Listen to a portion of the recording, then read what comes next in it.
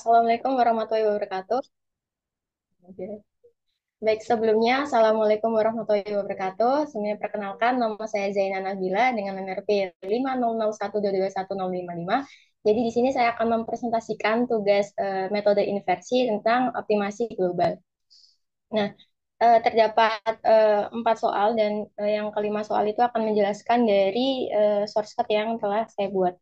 Nah, untuk nomor satu sendiri, optimasi global itu memiliki keunggulan utama yaitu kemampuannya untuk mencari solusi terbaik secara keseluruhan atau global optimum dari suatu fungsi objektif terlepas dari banyaknya titik ekstrim lokal yang mungkin menjebak algoritmanya. Nah, optimasi lokal hanya menjamin pencapaian solusi terbaik di sekitar titik awal atau dalam satu wilayah tertentu dari ruang solusi. Pada pemodelan inversi, pada geofisika menggunakan fungsi objektif bersifat nonlinear dan multimodal, sehingga pendekatan secara lokal cenderung berhenti pada solusi suboptimal. Nah, optimal global memungkinkan teknik secara metode grid, Monte Carlo, simulate, annealing, atau genetik algoritmik. Nah, untuk mengeksplorasi ruang solusi secara luas sehingga lebih mampu menghindari jebakan minimum lokal. Optimasi global memberikan jaminan yang lebih kuat dalam menemukan solusi yang benar-benar optimasi dan lebih andal untuk aplikasi yang menuntut akurasi tinggi dan juga kestabilan solusi. Nah, untuk nomor dua sendiri, nanti dari source code yang nanti akan dirun, itu didapatkan nilai dari M1 dan M2 untuk untuk metode grid dan juga metode Monte Carlo. Nah, berikut merupakan source code untuk metode grid dan juga metode Monte Carlo tanpa noise. Nah, ini untuk grafiknya sendiri saya bedakan menjadi tiga. Langsung saja saya run.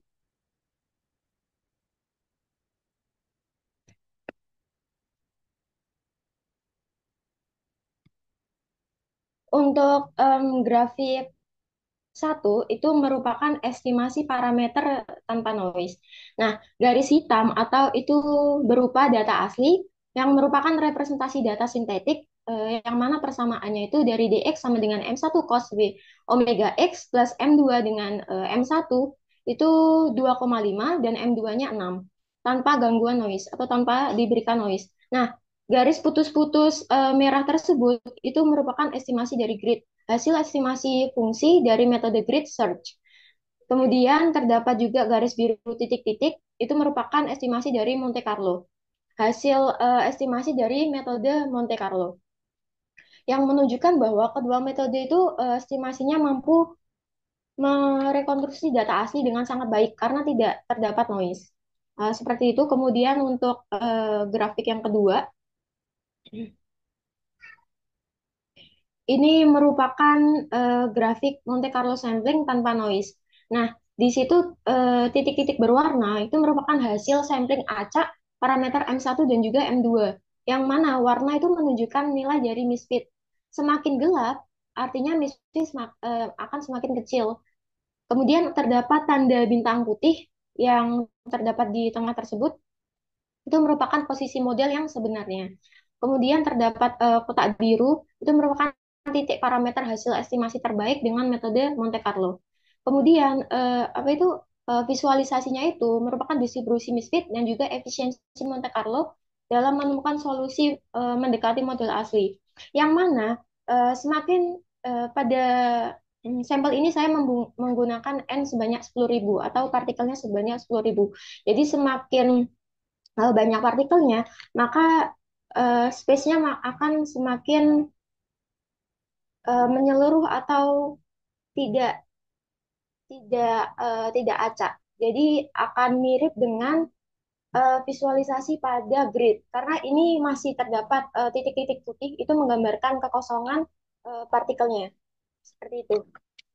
Kemudian untuk yang grafik yang ketiga itu merupakan kontur dari metode dari grid itu sendiri. Nah, di sini tidak terdapat space-space kosong karena ini menyeluruh. Peta kontur tersebut merupakan peta nilai misfit, yang mana error kuadrat rata-rata untuk berbagai kombinasi M1 dan juga M2. Tanda bintang putih itu merupakan model aslinya. Kemudian terdapat lingkaran merah yang tepat di tengah tersebut. Itu merupakan estimasi terbaik dari metode grid itu sendiri, yang mana menunjukkan bahwa metode grid itu dapat menemukan minimum global saat data bersih.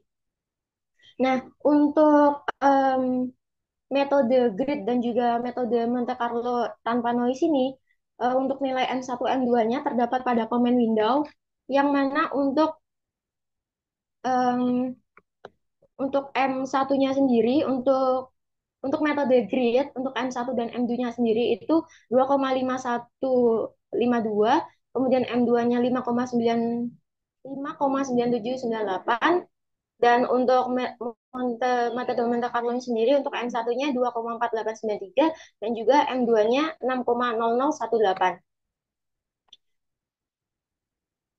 Dan hasil data M1 M2 itu cukup mendekati dari data sintetik yang diberikan, yang mana data sintetiknya M1 sebesar 2,5 dan juga M2-nya sebesar 6. Selisih dari atau grid error dari metode tanpa noise itu untuk metode grid metode grid untuk M1-nya sebesar 0,152 dan juga M2-nya sebesar 0,0202. Sedangkan untuk metode Monte Carlo besarnya untuk M1 sebesar 0,0203 dan juga M2-nya sebesar 0,0098. Kemudian untuk soal nomor 3 kita lanjutkan untuk metode grid dan juga Monte Carlo dengan diberikan noise. Nah, langsung saja saya run, yang mana diberikan Gaussian sebesar 0,3, diberikan noise sebesar 0,3. Yang mana untuk grafik pertama, untuk grafik pertama dengan noise, untuk plot pertama itu merupakan estimasi model dengan noise, yang mana pada grafik tersebut terdapat garis hitam, titik abu-abu, garis merah putus-putus, garis biru titik-titik, dan juga ada 4. Kemudian langsung saja saya gambarkan untuk garis hitam itu merupakan data asli tanpa noise. Kemudian ada titik abu-abu merupakan data sintetik yang telah diberikan Naus Gaussian sebesar 0,3. Kemudian terdapat garis merah putus-putus itu merupakan estimasi dari model grid. Kemudian garis biru titik-titik merupakan estimasi dari Monte Carlo, yang mana estimasi itu akan mulai menyimpang dari data asli karena pengaruh dari noise itu sendiri. Monte Carlo cenderung lebih sensitif terhadap noise daripada metode grid. Nah, em, data noise itu cenderung lebih acak daripada tanpa diberikan noise. Karena noise itu sendiri itu akan menyimpang dari parameter atau data aslinya. Namun besar atau kecilnya suatu noise itu juga akan mempengaruhi dari em, metode-metode tersebut. Nah, kemudian untuk grafik yang kedua, grafik yang kedua itu merupakan Monte Carlo sampling dengan diberikan noise. Nah, di sini jumlah partikelnya tetap sama sebanyak 10.000. Nah, titik berwarna tersebut merupakan distribusi sampling acak untuk parameter M1 dan M2 seperti tadi, yang mencerminkan besarnya dari misfit. Kemudian tanda bintang biru putih, maaf, tanda bintang putih itu merupakan posisi model yang sebenarnya. Kemudian kotak biru itu titik estimasi terbaik dari metode Monte Carlo, yang mana noise itu menyebabkan penyebaran misfit itu lebih kompleks. Kemudian titik terbaik bisa menjauh dari model aslinya. Seperti itu. Kemudian untuk grafik yang ketiga, untuk grafik yang ketiga Peta kontur tersebut merupakan distribusi nilai misfit untuk parameter M1 dan M2 pada data noise. Nah, tanda bintang putih itu merupakan posisi parameter modul asli, lingkaran merah titik parameter estimasi terbaik, yang mana permukaan misfit ini menjadi lebih kasar daripada tanpa diberikan noise. Jadi ketika diberikan noise, permukaan atau konturnya itu akan lebih kasar. Namun grid search tetap menemukan titik yang cukup mendekati dari model yang sebenarnya. Seperti itu. Jadi banyak banyak tidaknya partikel n yang besar dari n itu juga mempengaruhi dari kontur kontur yang dihasilkan. Nah, pada metode grid dan juga metode Monte Carlo didapatkan M1 untuk metode grid sebesar 2,4848 dan M2 sebesar 6,0202. Dan untuk metode Monte Carlo didapatkan M1 sebesar 2,4697, M2 sebesar 6,0343. Nah, untuk grade errornya sendiri itu pada em, model grade itu didapatkan M1 sebesar 0,0012 dan juga M2 sebesar 0,0282. Dan untuk metode Monte Carlo didapatkan error error dari metodenya sebesar untuk M1 sebesar 0,0303 dan juga M2 sebesar 0,0343.